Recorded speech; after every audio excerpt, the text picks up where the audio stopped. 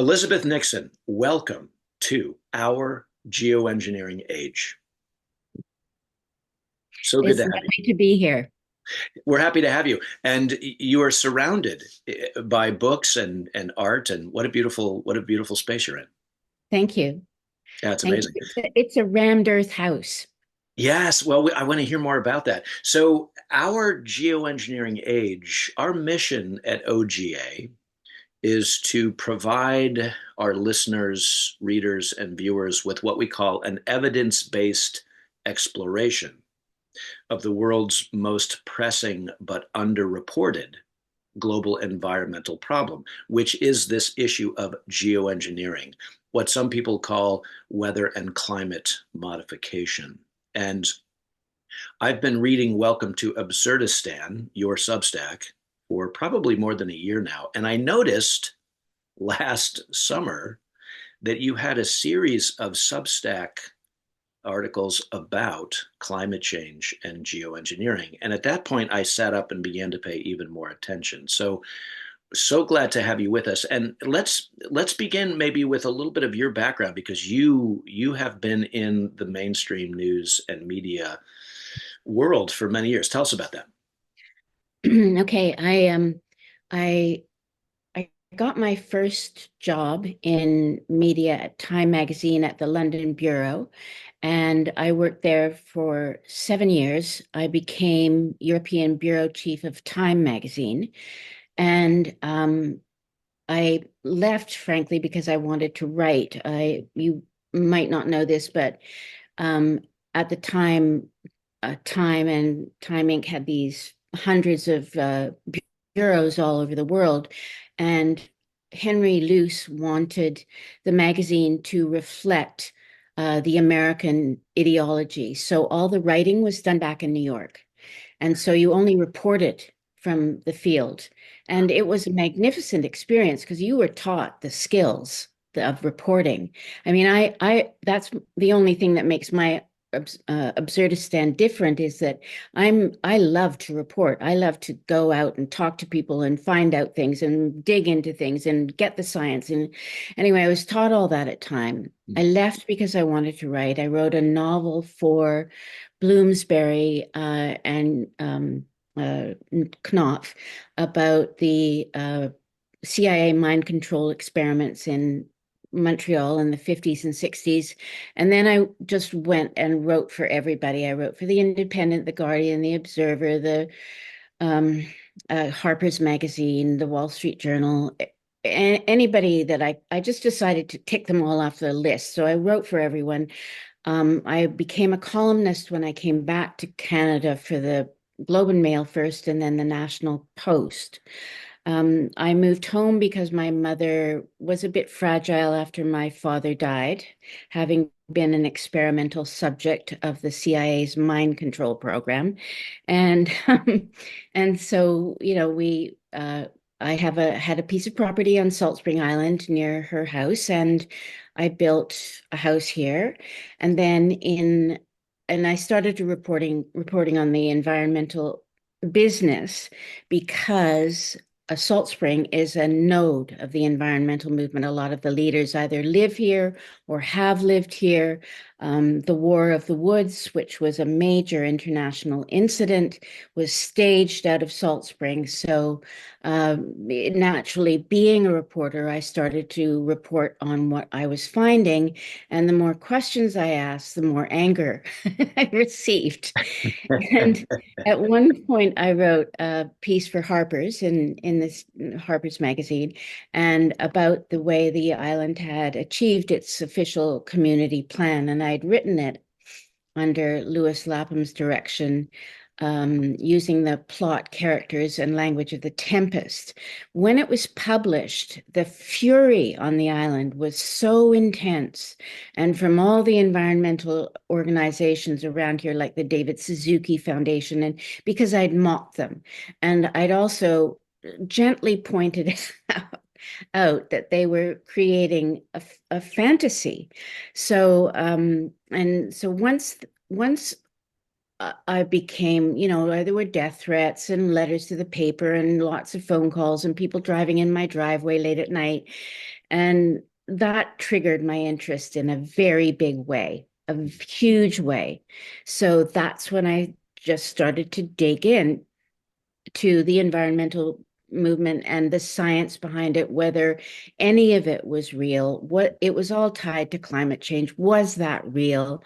And from there, I just got more and more and more unpopular. Let's put it that way.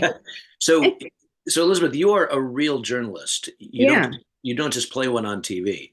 no, I mean, you have written for the most august and eminent news publications in the Western world. And yeah. how many years ago was it that you did what you just described, that you poked the bear, let's say? Was that how many Um, years? it was around 2004 that the Oh, fury really mounted to its peak. okay.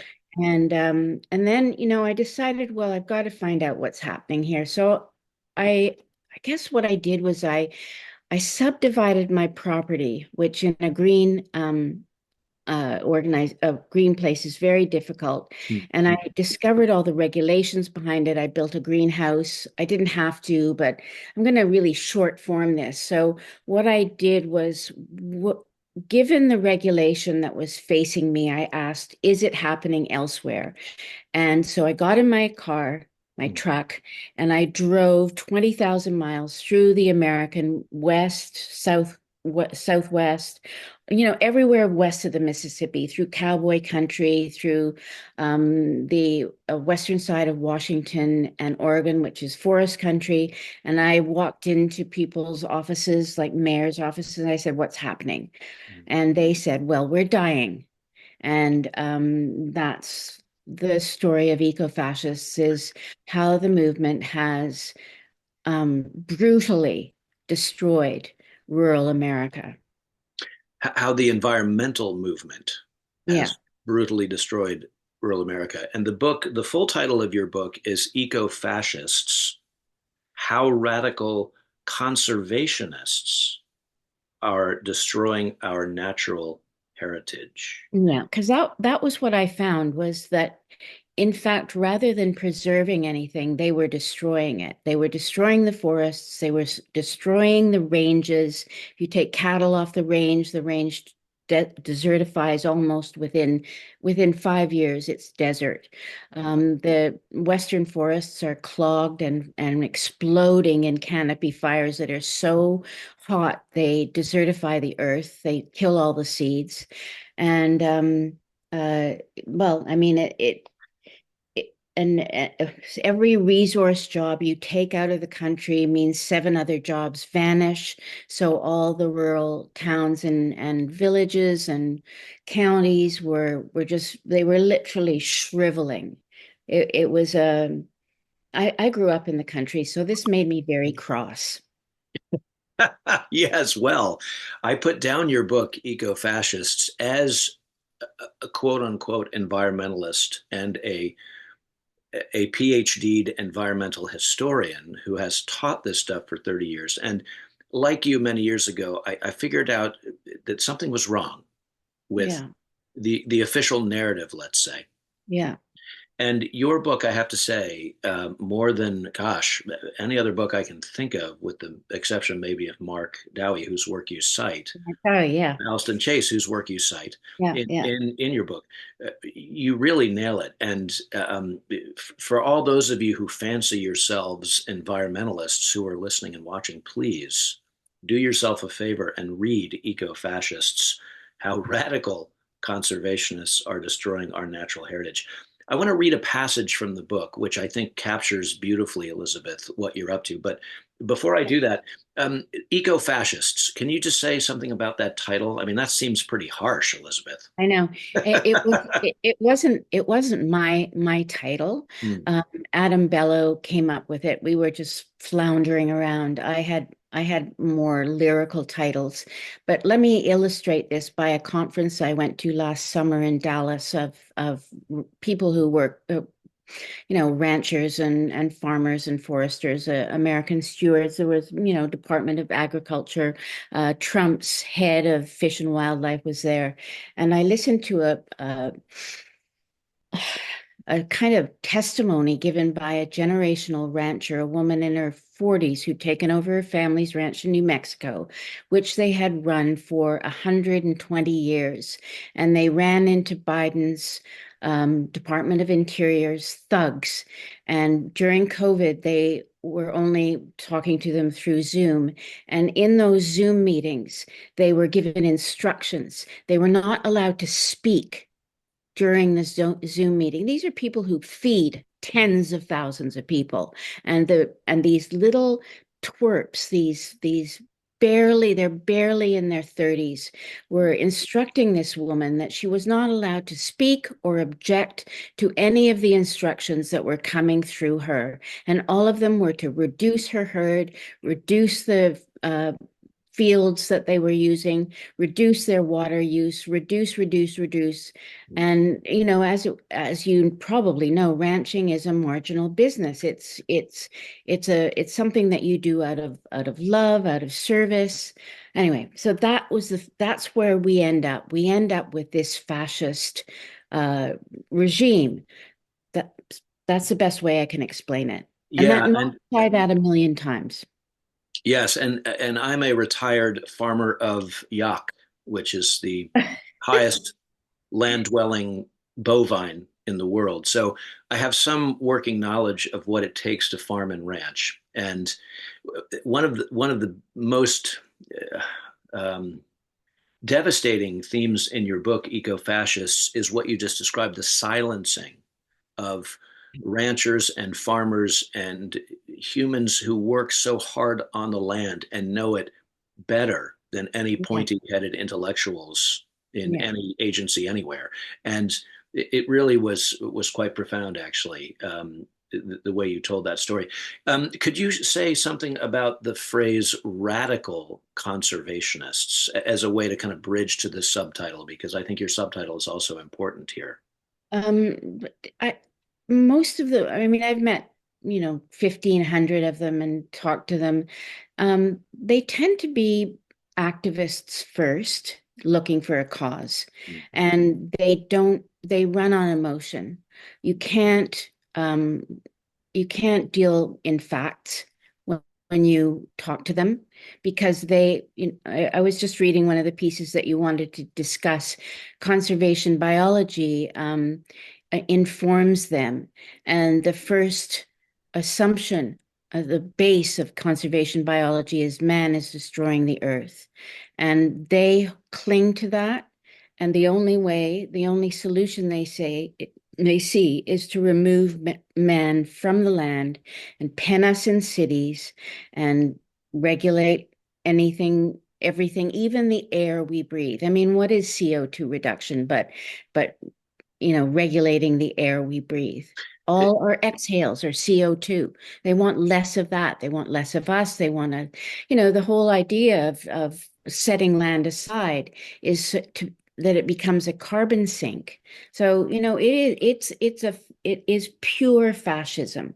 And, as we've seen, they will enforce it with guns and they will kill ranchers. So, Yeah, there's not only a war being waged on the rural working people of the United States and the West. There is a larger war, it feels to me, being waged on the human species. yeah, Um, Team human, I like to say. We are constantly being told that humans are a virus. Interesting choice yeah, of phraseology. Humans are a yeah, virus. Humans are a cancer. Humans are a scourge, yeah. old biblical term, on the earth. And again, your book, I think, really illustrates exactly kind of what's at stake here. I wanted to read just a short passage about a place where I grew up that you write about, the Hudson River Right. of New York. You write this, and this is kind of towards in the first third of the book, but it captures so well, I think, the kernel, the essence of your story. You write this: the Hudson River, the commercial spine of the state of New York, the river that arguably began the creation of the world's economic powerhouse and most egalitarian city, is on its way to becoming a theme park. its people and rural communities sucked into a deflationary spiral. As resource use is curtailed, jobs are extinguished, service jobs fall away, families break up, tax money vanishes, and social services fade, just like the Cheshire Cat's smile. In rural counties all across the United States, sections of every forested county were once deeded as school trusts. The proceeds from the sale of the wood from those forests would be spent by the public schools in that county. As forests are reassigned, you write, to no use status, rural schools lose that income and are gutted. Yeah. I just spent this past weekend, Elizabeth, in the Catskill Mountains of New York, Yeah. in some very storied places. Catterskill Falls, which was much celebrated geographical feature by the Hudson River School of Painters back in the 1800s. Glen Falls, Moss Springs, Split Rock. These are all very famous storied places in the Catskills for anybody who's been there. And I was in the middle of your book, and as I was driving through these rural communities, I was reflecting on what you're up to here in this story, Eco-Fascists. You you point to the Endangered Species Act, which I think we all kind of have a picture of that in our heads. But tell us about that, because you really flagged that as kind of where, kind of the worst of the worst, the Endangered Species Act. Yeah. That that that research, in I think part of the process of becoming adult is that you learn to accept deeply troubling things, and the subversion of science and the cross-cultural through all the lies, through all the institutions and all the science assigned to this lie was so it was so profoundly shocking that it just took me quite a long time to adjust to it. I and I listened last summer to, I can't remember her name, this beautiful Black woman who now works for Elon Musk, was starting to reform the Endangered Species Act when she was in power under Trump's administration. And, there's a lot of charting and math about species in the United States and how they are actually thriving rather than dying off. But what the science has done is that it has filleted species down to distinct population segments. And when you dredge a river for whatever reason, whatever industrial reason, the minnows or the whatever in that creek are deemed a species and therefore about to be destroyed. And we can go right down to butterflies and insects, and that immediately triggers a lawsuit against the Department of Interior and any business that's trying to build anything. And it is, in fact, a corruption. So when I did the research, we dug as deep as we possibly could and found that there, in fact, are very, very few extinctions since even the last ice age, and vanishingly few extinctions since the founding of North America. And all of that has been exaggerated and lied about and blown up, and entire careers have been built around bolstering this lie. And it costs the American taxpayer billions and billions and billions of dollars a year just supporting this lie. So I have where I live, I always like to take this back to the personal. I have a small forest. In my forest are two blue listed species. One of them is the sharp-tailed snake, and the other is the red-legged frog. And in that sliver of forest and creek and ravine, they all breed happily. So it's entirely possible to have areas of conservation within a commercial district that save everything without this ridiculous amount of terrifying verbiage. I mean, you can talk to an ordinary person, right? Sort of the husband of somebody, of a real estate agent, and he'll look at you and say solemnly, humans are a virus upon the earth. You know, that's how far the propaganda has gone. Yeah. When did we stop being sacred beings? We stopped being sacred beings when the bloody conservation biologists got started on us. And Paul Ehrlich, how can that man be read and respected? Everything he says is a lie. Yes. Um, so that chapter that I reread this morning does it's very well done, if I do say so myself. And it Yes, really and does make the argument very well that the red list run out of the UN and the IUCN is very clear. There have only been two bird extinctions in North America since the founding, and they are the Carolina parakeet and the passenger pigeon, and no others. So that's the reality of it. yes, and the title of this Substack piece in question is fantastic. If this is the sixth great extinction, where are all the corpses?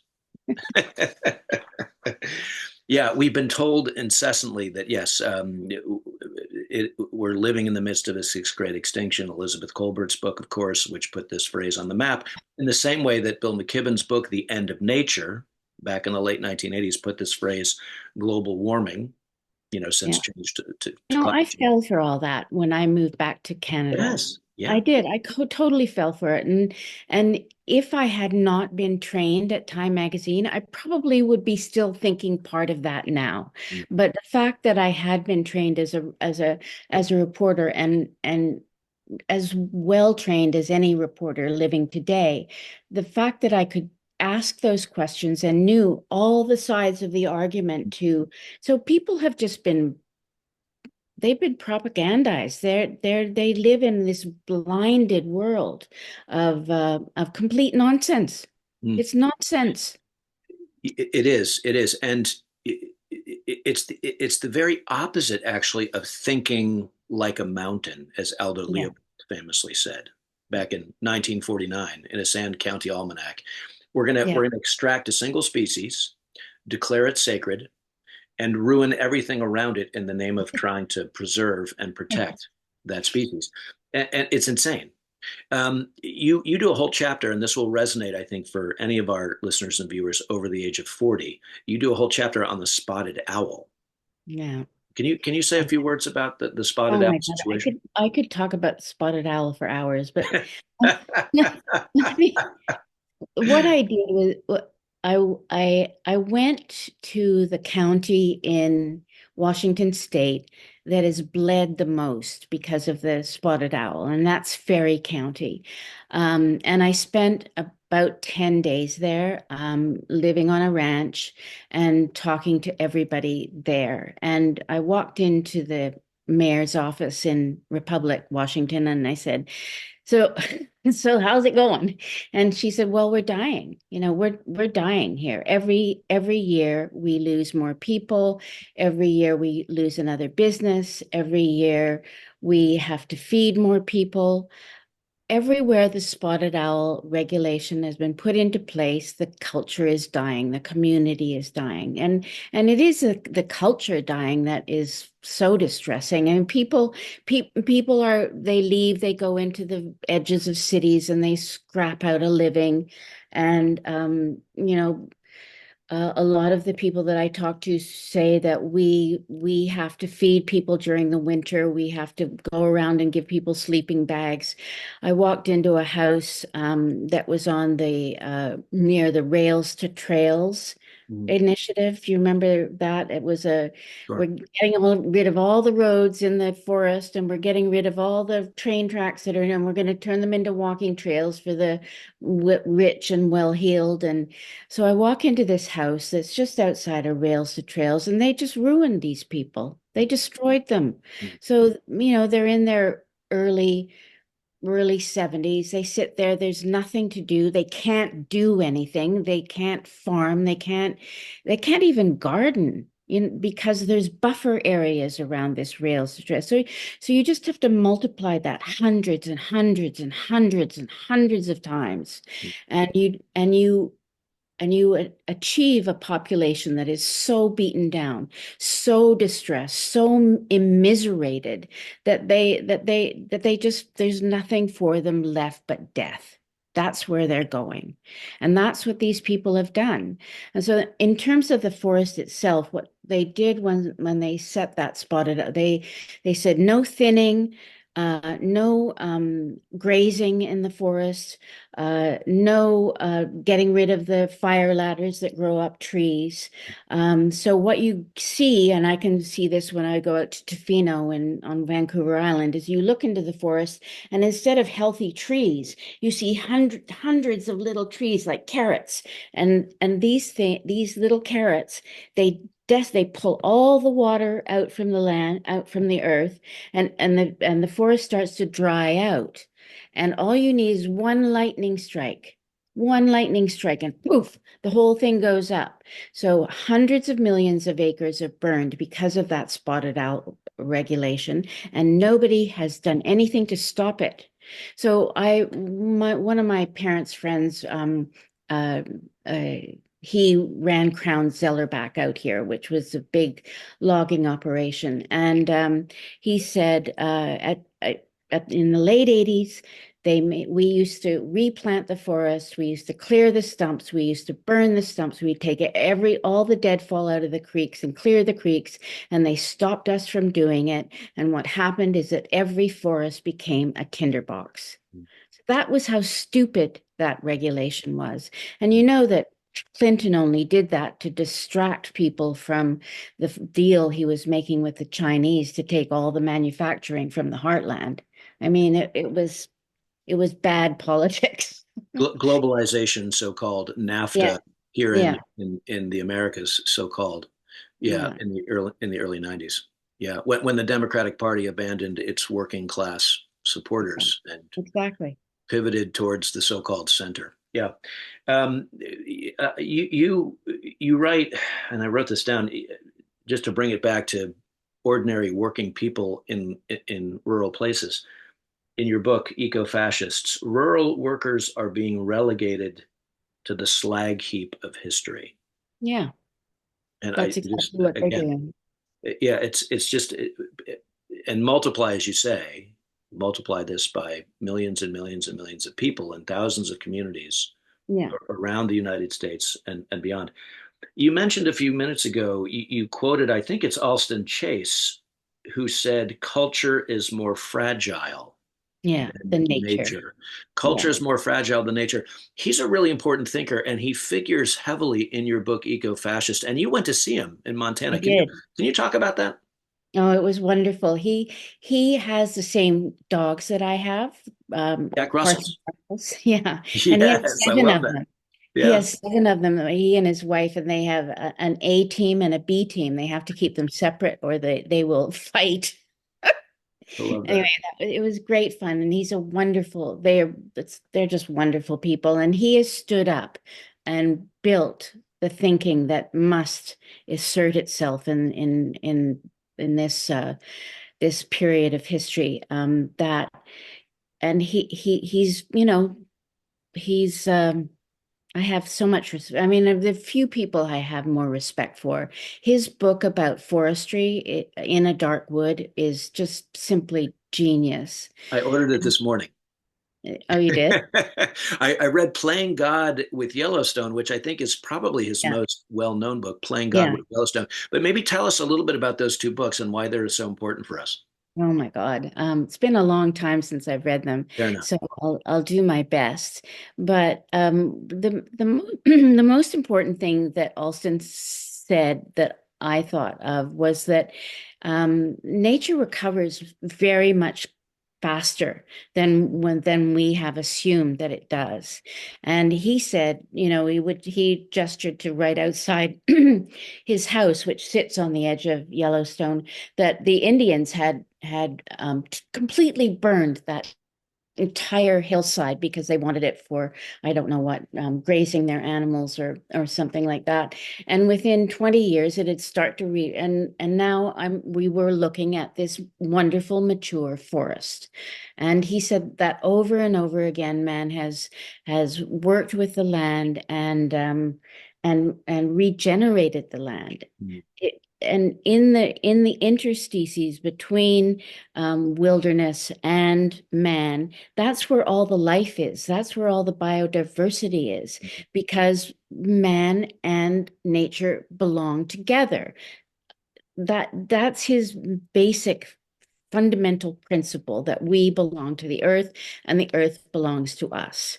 So he said that none of these people, none of the activists or any of the people in any of the NGOs can do the math of ecology. We still know so little about it. And what math we do have is so complex that almost nobody can understand it. Nature in its complexity is beyond our imaginings. We don't have that knowledge yet.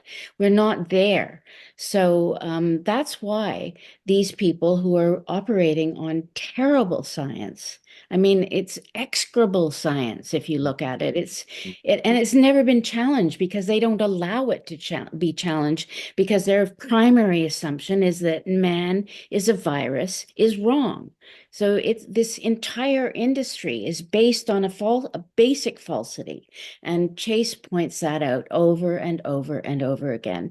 And we have up here, we have the pine beetle that has desiccated forests. And Chase makes up the point that nature is discontinuous. It's not a totally even balance. You can't restore an ecosystem with all of the elements in their right proportion, because that's not the way nature operates. It's always in flux. It's always moving from one state to another, and it's always semi-broken, kind of like humans, right? We're all a little broken Mm. if we're honest about it.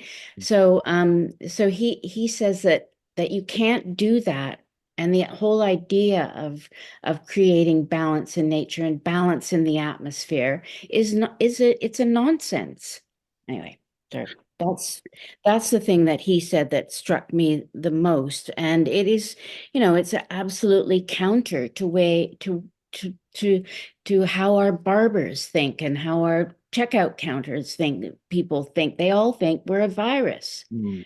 now because they've been trained to. It's so cruel. Well, let's pivot to that, because your second of three Substacks that caught my eye was this one entitled "The Rockefellers Yeah. Created 990 quote unquote climate change institutions, foundations, and activist groups." And Elizabeth, I'm curious, where did this story of quote unquote climate change and humans are a scourge, a cancer, a virus, where did this story come from?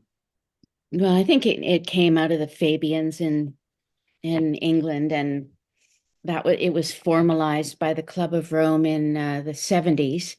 And I think it just became I mean, I don't know how deeply you've gone into the whole notion of the 13 families of Europe and Mm. their determination to own and control the world, which having grown up in, old Montreal, where everybody was sort of a founding family and everybody had old money, to me, it's exactly the way reality was when I was growing up. That, there was a very hard and fast control um, placed on everything. Mm. So, sorry about this. No, it's quite all right.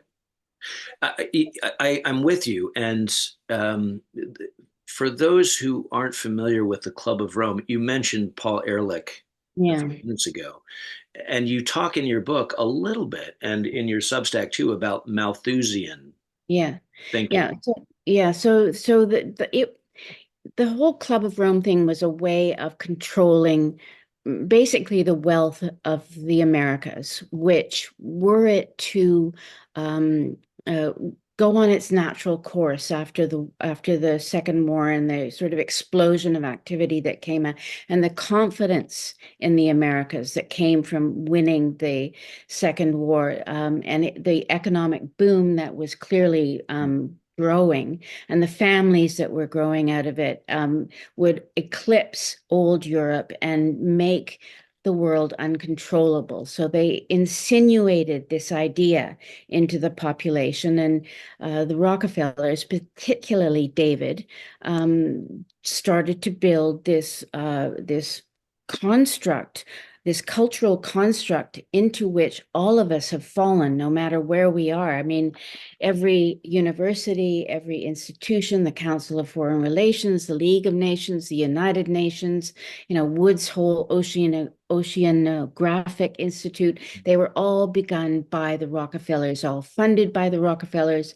If you didn't adhere to the Rockefeller idea that man was a virus on the earth, and that we could not grow, and that we were destroying the earth, and that climate change was real, you did not get funding for anything. You could not get a job. For instance, I have one of my best friends here is an IMAX filmmaker. Her daughter is doing her master's in ocean biology. If she said that there was no climate change, she would not get a job. And that's where it is in every single sector. You cannot get a job. My daughter is a executive producer at the CBC, and so she runs 8 shows. If she said climate change was not real, or let's look at this, she would immediately be fired. It's all through the culture at every single level. You cannot say there is no climate change if you want to keep your job, if you want to get a job. So that's that's the end result. The piece outlines. I read it this morning. It's not boring. You Oh, it's can read it fantastic. easily. It explains how they did it, and it is Yes, astonishing. it is When I astonishing. mean, it's astonishing, the dedication to it, the creation of the new age in order to get people away from Christianity. I mean, I come from a Christian family, a 400 years of Christianity. So my family, if they saw something wrong, I mean, they were prosperous. If they saw something wrong in their city, they fixed it. Yeah, The Rockefellers do not want us fixing anything. no, They don't want us to have that level of agency. They want us passive. They want us to think about ourselves. They want us to analyze ourselves, meditate, seek enlightenment. They don't want us helping our fellow man. They want to eradicate that the the gall of this family. I mean, really, if I were, I would have them put down like rabid dogs. mm. That's how I feel about them. They are that destructive. Yeah, I was reminded reading this Substack of yours of what the Rockefellers did to medicine in this country. Yes, The Flexner Report and the wholesale war on homeopathy, yes, replacing homeopathy with allopathy. And of course, if you didn't agree to the carrots and sticks that yeah, were placed in front of you, you were war was waged on you. And this is what you describe yeah, in the so-called environmental community as well. And I see it myself in my own teaching and writing and travels talking with young people. yeah, They're very reluctant to ask questions or to be curious about the official climate change narrative because of the reasons you just outlined. And the creation of the United Nations and then the Intergovernmental Panel on Climate Change, the so-called IPCC, to legitimize all of this yeah, is the history of that, as you touch on in your Substack, is important. Well, bringing it around to your last and most interesting to us, of course, at OGA, our geoengineering age, your last Substack piece from the summer, the headline, gosh, geoengineering, you write. Geoengineering is the most dangerous, diabolical thing that has ever happened to us. And then your subtitle, Climate engineering was used last summer to terrify people about global warming. Virtually every fire, every loss, every death was deliberate. And Elizabeth, I have to tell you, when I read that, I had to read it a few times. And then I immediately sent the Substack link to our whole team, and I said, "Who is this person? Who is channeling what we've also uncovered?" So I'm curious, how did you come to a deeper awareness of geoengineering, of weather and climate modification? Well, I think in one because here I can see it happening. We have I live in a forested community, and if we don't have a lot of rain in the summer, we will have fires because the forests are untended and there is no deadfall being cleared, and so they need to make it rain. Mm, So I can see it. I can see it in the skies. And so can the guy that is our cleaner. I've got mm. to unplug these from now on. That's quite all right. The man who was our cleaner lives in a trailer down in the valley, and he watches the Mm, planes come in at night and crisscross the skies. So, with all the suspicion around Lahaina, and for instance, Western, uh, the Carolinas, it's Western North Carolina that was devastated by Hurricane Helene. There is evidence now that there was geoengineering involved in that. I've seen a lot of people come forward and saying, yeah, we found the same chemicals, we found the same debris on the ground, the chemical debris on the ground that indicates that that hurricane was engineered to follow the path that it did mm, follow. And there are going to be hearings in the House about that, which I think is a very good thing. So, you know, maybe there have been a few states that have decided to ban it, but then of course it's a federal thing. The thing that surprised me most when I was doing the research was that it's everywhere, and not only is it everywhere, it's in the public domain where it's being done and how it's being done and who's paying for it and how many. I mean, you can just actually just do the work and find it. So it's not that it's not happening, and it's not in plain sight. I mean, you don't need Dane Wigington to do the soil testing because it's there. yeah. Right. I mean, it took me about 10 minutes to find the charting on it. So, I mean, I was talking to you before we started that, when I worked for 20 years for many of the great newspapers and magazines and publishers, and I never worked in edit because I didn't want to Mm. manage journalists. But how did that happen that this story has not been told? How is that not front page every day in the major newspapers that the earth, we're actually killing the arthropods in the earth? How is that even possible?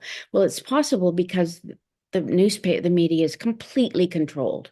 It's 100% controlled. If you had an editor who pressed this subject, they would be fired.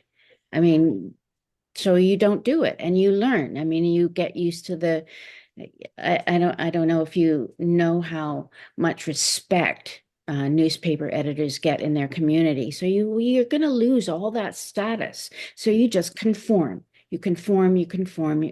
Okay, no geoengineering. So RFK Jr. says he's going to do something about it. So we'll see how much power he can accrue. Yeah, you mentioned a moment ago that individual states in the United States are beginning to introduce legislation Yeah, to prohibit weather and climate modification activities. Tennessee and I Florida. think there are 8 or 9 now. Yeah. Yeah, Oh, Rhode Island, Tennessee, Pennsylvania. There's a number of them, and you mentioned this is a federal thing. It's actually from our research. This comes back again to the United Nations yeah. and global treaties. Specifically, you're familiar, I'm sure, with the Environmental Modification Treaty of the late 1970s, written and produced by the United Nations, in which they stated after Operation Popeye, which you call out in your Substack, the U.S. Air Force geoengineering the skies over North Vietnam to make it rain and flood the Ho Chi Minh Trail and trying to destroy the North Vietnamese army. When Operation Popeye was revealed, they used that as a pretext at the United Nations to create a global environmental modification treaty, which all signatories agreed not to use geoengineering for military purposes. And there's the loophole in our estimation. It's okay to weather and climate modify all day long for purposes of saving the planet from climate change by blocking the sun with solar radiation management techniques. That's okay, as long as we're not doing it for military purposes. And that's our interpretation of that particular treaty. And it's insidious, of course, because it opens up a giant loophole in the sky, which we bear witness to every day. I wonder whether uh, through the UN they're trying to get to a place where geoengineering becomes at least part of the solution to climate change. And then at that point, you've got to say they've got to know what they're doing to the earth. They've got to know what they're doing to people's health. And so therefore, it's part of the other aspect of the environmental movement, which is depopulation, which I think is absolutely from the beginning, from the Club of Rome and the Fabians, there have to be fewer humans on the earth, and the humans that they've got to get rid of first are the more independently minded, like Americans, like for instance those in Appalachia, who are very, very, very fierce about their self-determination, and they, all rural people in the states are the independent ones. So that's the war on rural America, has been to diminish their independence and their demands for Mm. self-determination. Yeah, and you write so movingly in your book about Winter's Bone and Appalachia and the fierceness, to use your word, of families and communities, even in the face of this insidious and horrific assault, if you will. Yeah, And I think it probably has something to do with the so-called, manufactured false binary of red states and blue states, and yeah, yeah. the rural poor who are angry and Well, maggot, et cetera, et cetera, et cetera. and Um, even Hollywood has set up white rural people as, the evil that men do. And I mean, all our entire culture has been bent towards the distaste for those people. My paternal surname is Nickson, and we come from the border uh, counties of England, and those counties were overrun constantly in the wars between the Scottish and English crown. And what happened to the people in those counties was, first of all, they were the first surnames given or taken by non-aristocratic people.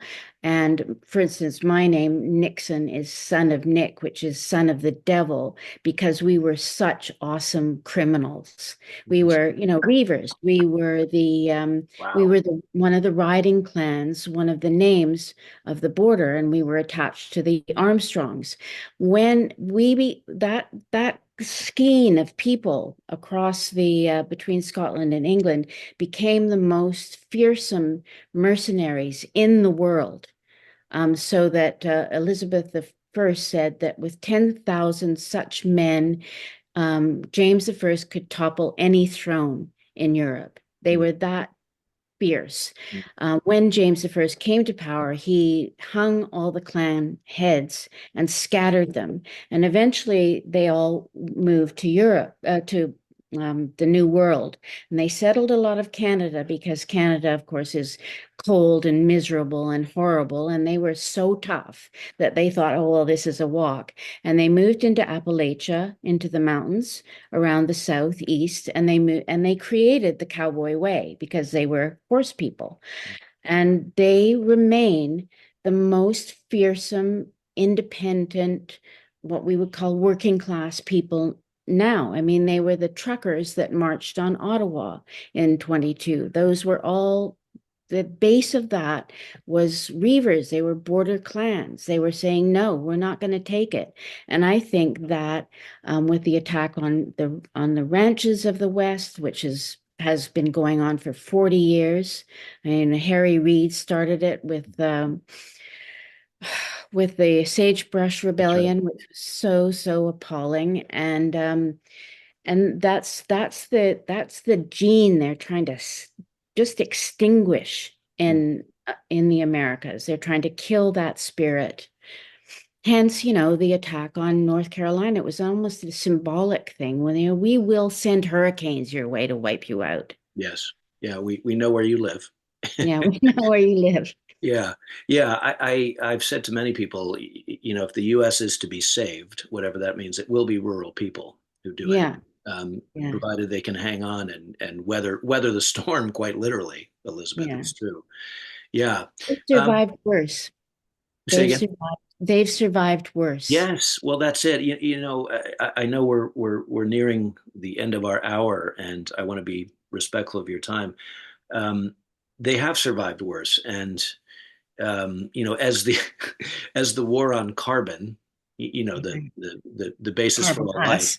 the basis for all life, and the war on carbon dioxide, the body's most important respiratory gas, and oh yes, it encourages plant growth as well. It's this oxygen.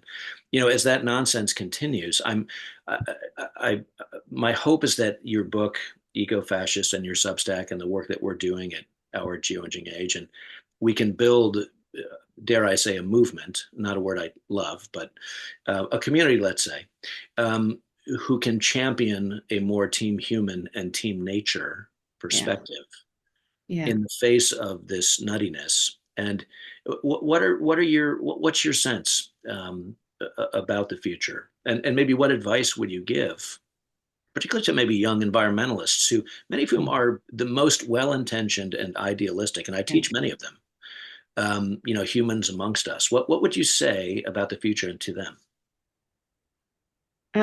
Well, I think that a lot of the young people here have moved back to the country, and it's all through the region around me, and they are building homes and families, and and and they're not living in townhouses in these awful ticky-tacky Mm, subdivisions. They are building their own idiosyncratic lives.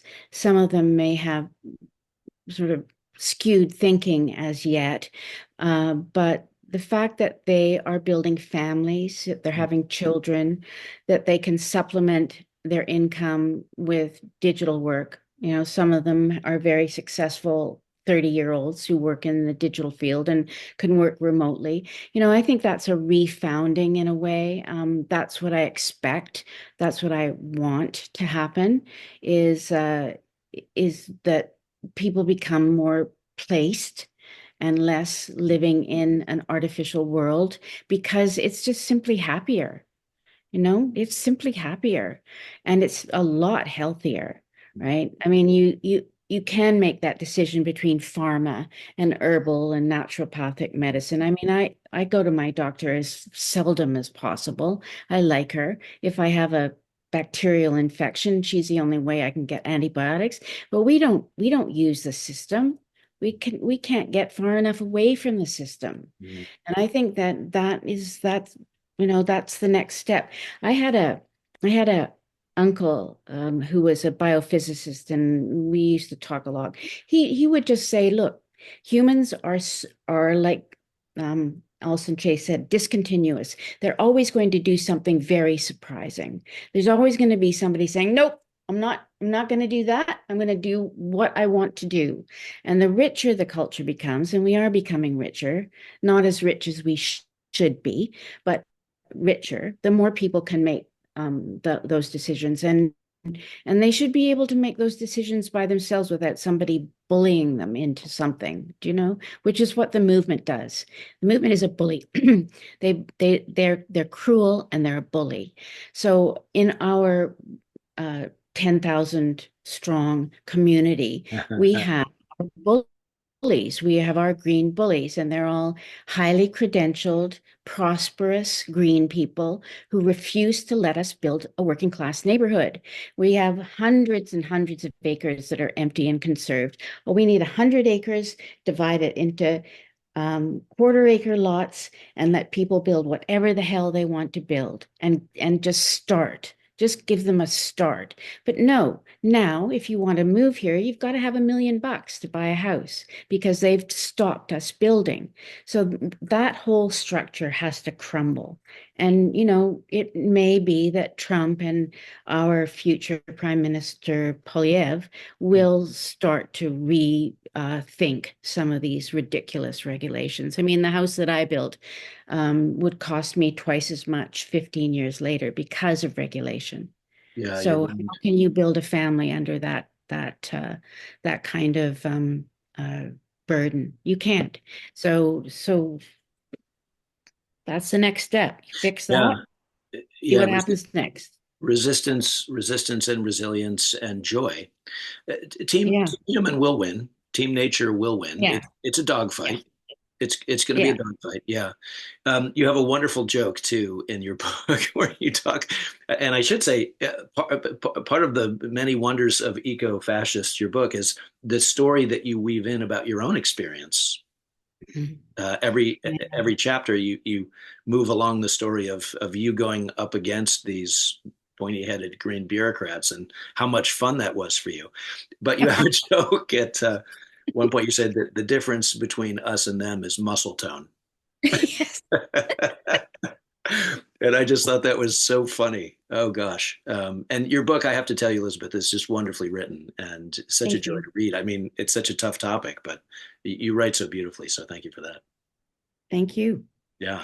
Well, thanks for taking the time to talk with us. And last question. We do need someone's to write books about geoengineering. Is that something that you would consider? Do you have any projects coming up? I don't. I'm I'm getting to the point where the Substack is not taking every single bit of my energy. And I do have a publisher, Adam Bello, and I mean we're very sort of he says, I'll publish anything you write, Mm, which is always nice to hear. yeah.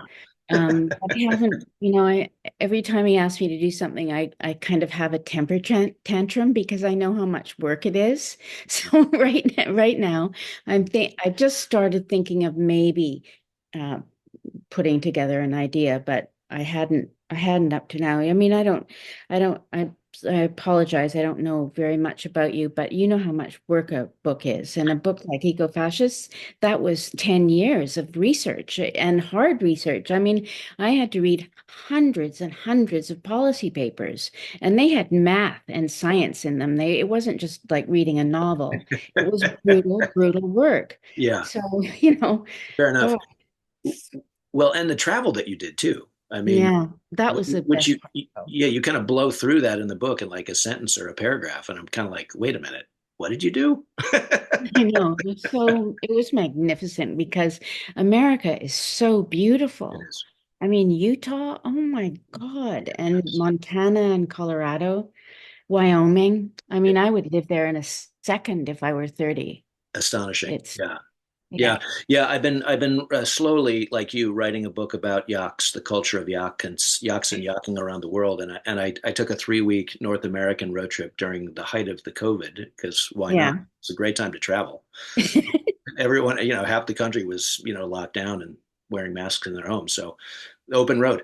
But yeah, yeah, just having a chance to travel across North America again, which I have done many times in that weird time, and yeah, just soaking up the energy and beauty of this majestic earth we find ourselves in the yeah, midst of was just it was stunning. It was stunning.